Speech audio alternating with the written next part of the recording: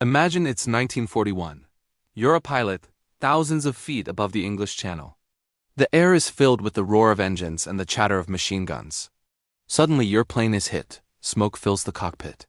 You have seconds to bail out before your aircraft plunges into the icy, unforgiving waters below. Your chances of survival? Almost zero. Hypothermia could claim you in minutes. This was the terrifying reality for thousands of airmen during the Battle of Britain and beyond. But in the midst of this relentless conflict, one of the strangest, most surprisingly humane inventions of the war appeared, bobbing in the waves, the Rettungsboje, or rescue buoy. This wasn't just a simple life raft. This was a floating, self-contained survival station, a beacon of hope in a sea of chaos.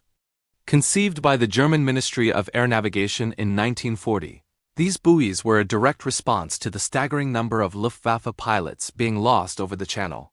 General Ernst Udet, a flying ace himself, pushed for their development, understanding firsthand the grim fate that awaited any downed airman. The idea was simple yet revolutionary. If you can't rescue them immediately, give them a place to rescue themselves. So, what did these floating safe houses actually look like? Picture a large, watertight metal container, about 13 feet long and almost 8 feet wide, with a small 7-foot-tall tower sticking out of the top. They were anchored to the seabed, designed to stay put in the choppy channel waters.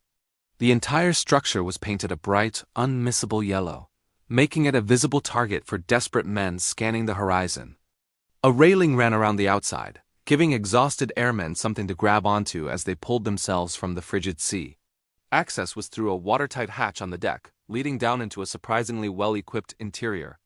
Inside this cramped space, which could hold up to 4 people, was everything a crew needed to survive. It was a stark contrast to the violent death they had just escaped. There were dry clothes, thick blankets, and first aid kits to treat injuries. For sustenance, they provided tinned food, biscuits, and fresh water enough to last for several days. But the Germans also understood the psychological toll. So they included cognac to warm the nerves, cigarettes to calm them, and even board games and playing cards to pass the long, anxious hours. It was a bizarre touch of civility in the middle of a brutal war. The tower wasn't just for show either. It held a mast with a Nazi flag and a yellow and red striped flag that could be hoisted to signal that the buoy was occupied. An SOS transmitter could send a distress signal, and a system of signal lamps allowed for communication with rescue boats or aircraft. Basically, once inside, a downed crew could warm up, treat their wounds, eat, and then actively signal for help. It transformed a death sentence into a waiting game. The deployment of these buoys began in the summer of 1940. They were strategically placed in the areas with the heaviest air traffic in combat, like the Strait of Dover. Initially, the British were baffled. What were these strange yellow objects appearing in the channel? Espionage devices? Weather stations? Mines? The Royal Navy was suspicious and even ordered some to be destroyed. But they soon captured one and realized its true purpose. And this is where the story takes an even more fascinating turn. The British, recognizing a good idea when they saw one, didn't just destroy them, they learned from them. While they were initially hesitant, the Royal Air Force saw the value in such a system for their own pilots. This led to the development of their own more advanced versions, known as air-sea rescue floats. The British models were larger, could hold more men, and were often better equipped, sometimes with a small galley for cooking. So you had a situation where both German and British rescue floats were dotting the English Channel. And this created some truly incredible, almost unbelievable scenarios.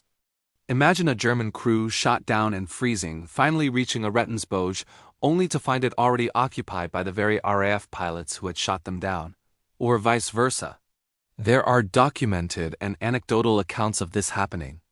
In the confined space of a rescue buoy, enemies became temporary roommates. The universal need for survival trumped national allegiance.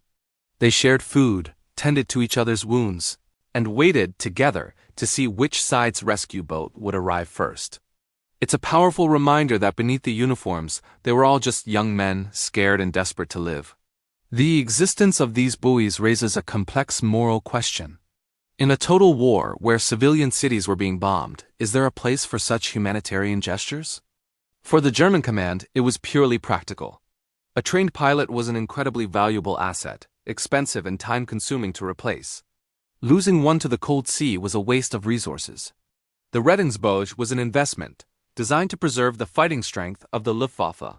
The humane aspect was a welcome byproduct, not the primary goal.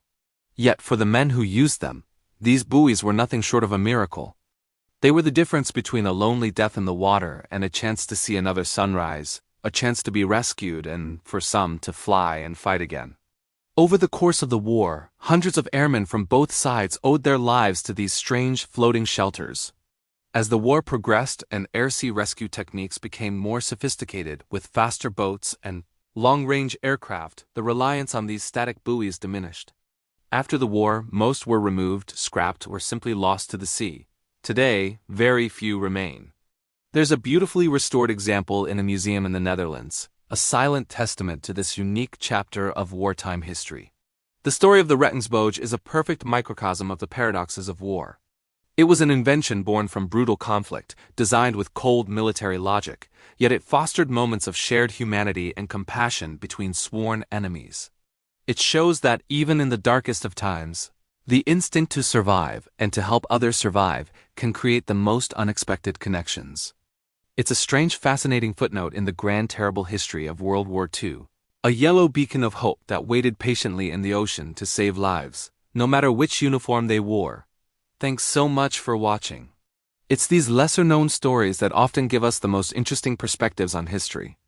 If you found this as fascinating as I did, please hit that like button and subscribe for more deep dives into the hidden corners of the past. Let me know in the comments what you think. Could you imagine sharing a tiny space with an enemy pilot? Until next time, stay curious.